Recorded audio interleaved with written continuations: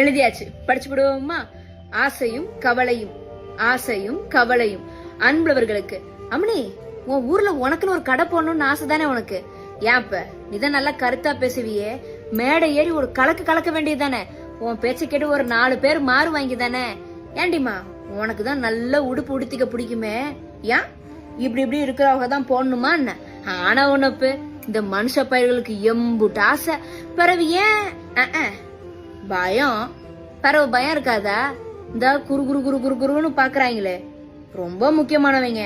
சில சொந்தக்காரங்க என்னத்தை பேசி விடுவாங்களோ, உடனைக்கு பின்னாடி ஓயாம பேசிட்டு இருக்கவங்க என்னத்தை பேசி விடுவாங்களோ. ஏன்னா இவங்களாம் நமக்கு ஒருவேளை சோறு போட போறவங்க.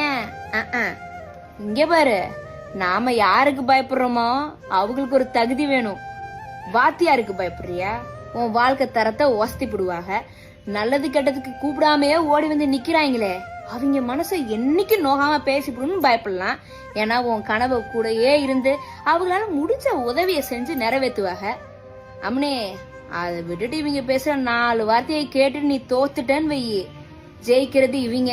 அதே இந்த 4 வார்த்தையை கேட்காம உனக்கு பிடிச்ச சோழிய நீ பாத்துட்டேன்னு வை, ஜெயிக்கிறது நீதான்.